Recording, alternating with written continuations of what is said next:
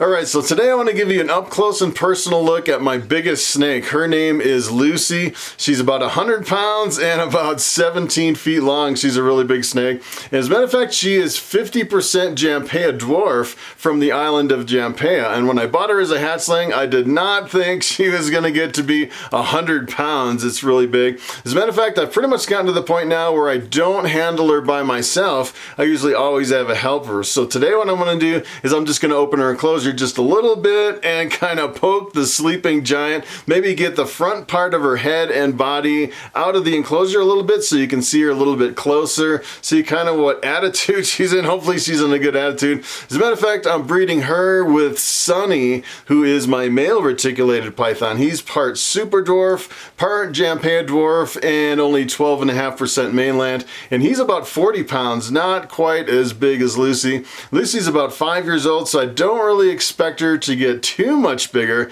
And this year I'm actually breeding her, so if she actually lays some eggs, I'll have an incredible amount of eggs coming out of that snake. And I just looked in her enclosure real quick, and it looks like she's all coiled up under the radiant heat panel, just kind of chilling out. And the funny thing is I've been breeding her pretty much on and off for the last few months, and then pretty much the last 3 or 4 weeks I fed her really heavy about 4 weeks ago, and then she's just been sitting in there motionless for almost a whole month under that heat panel. And I've just been checking her water, make sure she has clean water, changing out the water. She's not really eating. It looks like she's developing eggs, so it'll be interesting to see if I can actually get her uncoiled and kind of get her out without getting bit. If she's in a really bad mood, I might just kind of leave her be. But today I just kind of want to poke the giant and see what kind of mood she's in and give you a closer look at this amazing snake. Alright, so here she is. This is Lucy. She is really getting super big, and she's actually in a 6-foot enclosure, and she's getting to the point where I'm pretty sure I'm gonna have to upgrade this enclosure. She doesn't look that big all coiled up in here, but let me tell you, once she kind of stretches out, she fills this whole tank. And then I have a big water bowl in the back.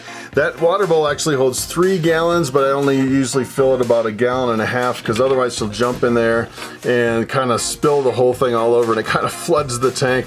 And I actually keep this under lock and keys so nothing happens. It's really super thick glass. So let's see what happens here when I open this up. Let's see what kind of mood she's in. And look at how big her sides are compared to my hand. Look at that. She is so super big. I can't even believe how big she is. It's just totally amazing how big she's gotten just pretty much since I've been pairing her up. Looks like she's really building some eggs. So we'll see kind of how she is. I can't even believe how big this is right here. I'm just gonna touch her and see if she bucks me. She might buck me a little bit here if she's not really happy with me touching her. See that? She's like, leave me alone. But I kind of want to get her out a little bit and see if I can move her around. She's kind of been motionless here, kind of coiled up under this little radiant heat panel. And essentially what this is it's kind of weird. I've never actually had a radiant heat panel until I got this one. It's a pretty big one, and you can set the temperature with a little probe over on the side. She keeps knocking the probe down. It's pretty much set to 75 in here. It's pretty much the perfect temperature. She's just really loving it in here. It's pretty awesome. And if the temperature is not right, a lot of times what she'll do is she'll try to push and get out. And I kind of want to see if I can get her moving a little bit. Let's see if I can kind of unwrap her. I'm sure she doesn't have any eggs or anything under here. But look at how big she is. She is really getting super massive. It's pretty amazing. So let's see what kind of a mood she's in. She's kind of turning her head a little bit. See if I can maybe get her out and unwound. I don't know if I can get her out, or if she's just gonna kind of hang out there. Maybe I can play with her tail and see what happens here. There she comes. She's coming. Let's see. I just kind of want to get a feel for what kind of a mood she's in. It's funny. These big snakes are pretty amazing. They'll just sit there for weeks and weeks and weeks without moving or eating or anything. It's pretty amazing. And she's kind of checking me out. I don't really like how her head's kind of cocked like that, it's kind of hard to tell what kind of a mood she's in. I'm not sure if I want to stick my hand in there with her head like that. With, you know, it's kind of unpredictable with these big retics. Now you can tell she's more in a handling mode now, starting to come out of it a little bit. But you really don't want to, you kind of have to read these really well, because, you know, when this girl's in feeding mode, she is so frightening. She like slams against the glass and the walls and the ceiling going after that rat. It can be pretty frightening, and you really have to read a big snake really well. And I'd say looks like she's coming out of it, maybe going into a handling mode, kind of waking up a little from just kind of being, yes, I think she was asleep for a whole month. It's amazing the metabolism of these snakes. And once you start stretching out, it's pretty amazing how big they are. It's pretty, you don't realize how big they are until they stretch out. It's something else. And now that she's kind of stretching out a little bit, it looks like, see if I can kind of stretch her out a little bit. Most of the eggs that are developed will be right down here in her belly, pretty much from the last third of the snake. Look at how big she is. She is super, super big. I can't believe how big she's gotten. And I'm kind of glad she's not a full mainland, because a full mainland can get, you know, hundreds of pounds. And this is about all that I really want to handle as far as a snake. And the cool thing about this is when I breed this to my other one, the babies aren't going to get as big as Lucy here. They'll probably get, you know, halfway between Sunny and Lucy as an adult. So I'm thinking maybe, you know, 60 pounds maximum for the babies, which is, you know, probably pretty, you know, I'd say equivalent to like a boa size, which is pretty neat. She's definitely waking up now. Let's see if I can get her head kind of coming out of the enclosure here. I actually set up a tripod. If I can get her head out a little bit, I can put this camera up on a tripod and kind of give you a little bit closer look of what she looks like pulling her out. But she is really kind of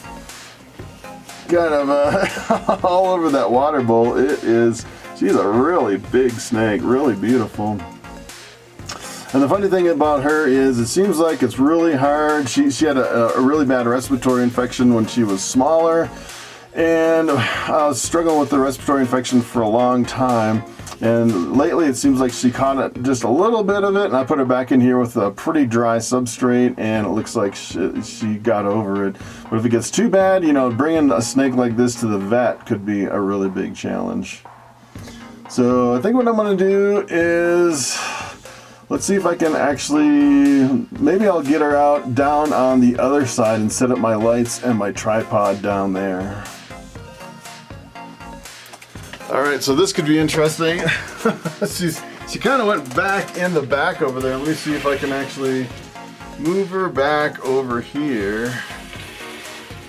See what kind of a mood she's in. You want to come out, Lucy? You want to come out? Let's see if I can get the front part of her kind of out here. You can kind of see how big she is. Look at that big old snake. Wow. She's kind of hissing a little bit. Not really happy at the moment. She's like, you woke me up from my slumber. She is a really big snake, looking really good. I think, you know, I've actually talked to a lot of people. They say they think the white albino reticulated pythons are their favorite. Pretty awesome snake. Probably the best morph that I've seen. It's just a simple recessive gene. As a matter of fact, my male is a purple albino, so when I breed that to this one, we'll get lavender albino offspring, which is pretty cool. She is so big. You wouldn't think that she's 100 pounds, but it's kind of deceiving with a big snake like this. She is really super big. And it looks like she's pretty comfortable in here. Only a 6-foot enclosure, but I'm almost thinking she almost needs her own room to actually get into a place where she's really comfortable instead of a smaller enclosure like this. And I'm just gonna let her kind of come out and see if she comes out, see what she does here. Sometimes these retics are a little bit unpredictable, but since she's kind of in a handling mode, I'm not exactly sure. Sometimes, you know, I'm kind of freaked out about putting my hand right in there without, you know, really using my snake hook. As a matter of fact, I have my snake hook right here, and that's what I usually use, especially like around the head if I'm kind of messing with the snake. So she's pretty much, yeah, it's kind of hard to read her. She's kind of in a weird mood, and usually once you get them up and about, they're pretty good. Pretty good, and I don't really want her to come out too much. This is the first time I really put my hand on her head like this. That is kind of interesting. I haven't really worked with her a whole bunch now that she's really super big. But you definitely don't want to take a bite from a girl like this. And she has so much power. It's amazing. I definitely don't want her to come out. Don't want her to come out. All right, that is Lucy. I think we're gonna draw it there. It's so amazing. You get the head, and they have so much power. It feels like they're just really gonna. It's almost like she could outpower me, just because she has so much mass back there. Not really, since it's funny because it's kind of deceiving. You look at the head and you think, how much power does this have? And then you realize there's so much pushing behind it. It is pretty amazing snake. And I just kind of wanted to play with her a little bit. Definitely don't want to take her out. Definitely don't want to lift her up all the way. She is a really awesome snake. And I really need to just handle her a little more. Get a little more comfortable with her. And let me tell you, this snake will wear you out. It's like after a couple minutes with this snake, it's like, I just need to put her back. She is a handful to work with. A really beautiful snake though. So amazing. All right, Lucy, I'm gonna put you back in your slumber until you lay some eggs.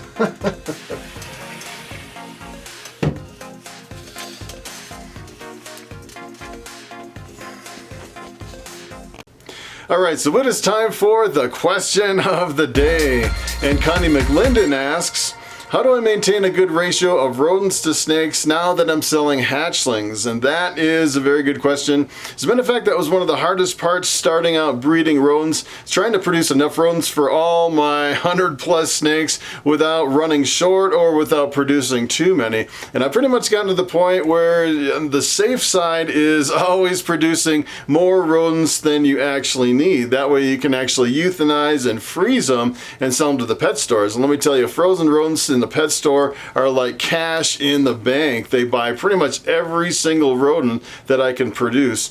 And I'd say probably the hardest part about the whole operation is providing a whole variety of different sizes for my sizes of snakes. I have hatchlings, some grow outs, some adults of various sizes, all the way to my reticulated python. So I'd say that is probably the hardest part, is balancing all the different sizes. And essentially what you have to do is when I'm going through my racks and cleaning them, I try to figure out, all right, do I have to hold some of those back and grow them up, and can I feed some of those off to some of my snakes? And then let me tell you, it is an exercise. And I would say that probably takes most of your time when you start breeding rats, trying to figure out the logistics of how many you need and produce them on a continual basis so all your snakes consistently have food.